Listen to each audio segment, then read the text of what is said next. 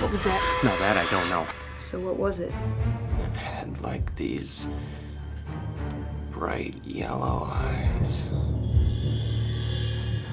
The whole Dogman thing started 25 years ago by Steve Cook, who wrote this kind of a gag song, kind of a War of the Worlds sort of fun song during Halloween as a prank, really, for his audience at WTCM radio.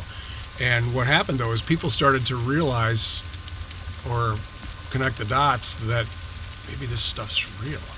So when unexplained scratches on doors and things started to show up, it was pretty obvious it was the Dogman. So what started as a prank is now kind of part of folklore. And so 25 years later now, I'm always looking for stuff to do and film and using either stories or resources in Northwest Michigan as my basis. And so I bumped into Steve and I kind of started thinking about this whole Dogman thing. And the more I did, the more I realized I have a 90-minute film on my hands here. And I came up with a plot that covers it. And it's not the story of Steve Cook's song. In fact, his song's not even in the movie. But it provided the germ, the inspiration for this drama that is the new movie Dogman. So in the movie version of Dogman, there's this couple that own this farm, and stuff starts happening.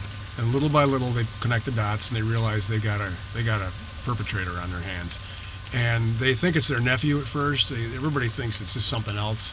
And then all of a sudden, somebody in the film realizes that something's going on here, and they gradually figure this out, and it becomes kind of a race. So it's pretty fun. And we had a lot of help from the community in Benzie County. I love working down there. Everybody from the sheriff department, the ambulance, the hospital, the restaurants, private owners of cottages along Crystal Lake that we rented. We hopefully left money and made a lot of friends while we were down there. After we finished shooting, I actually went back down to Benzie County and solicited real people telling real Dogman stories. Everybody's got one going with this thing. And even in Detroit, I've heard a few people in Detroit that are petrified of Dogman, even in woods down there, Ann Arbor. So it's not just Traverse City and our little neighborhood here, it's everything. And then at the end of the day, we need to make sure this film can be marketed worldwide. That's the whole point of this stuff. This is way too expensive of a hobby. So what we do is try to make films that have a worldwide appeal. Well, if you think about it, all cultures have a mythical woodland creature that they blame stuff on.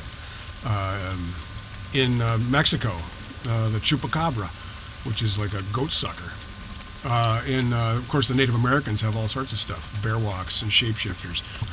The issue of woodland creatures that have gone a little nuts exists worldwide. So this one happens to be Dogman, but it represents the whole notion of a woodland creature gone crazy. People ask me if I'm scared of Dogman, and I tend to really love the woods. And I'm pretty practical.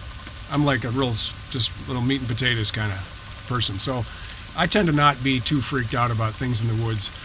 But there are times where I'll crawl around, even out here where we're doing this interview, and I'll look around, and I'm kind of looking over your shoulder and around, and I'm looking for a little movement of big black fur.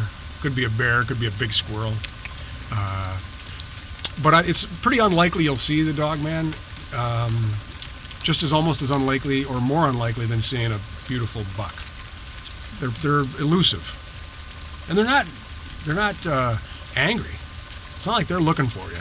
As soon as they sense that you're around, they're going to split, just like most wildlife. So it's not something that people need to be afraid of, probably. But knowing that they're out there, or thinking that they're out there, is all that matters.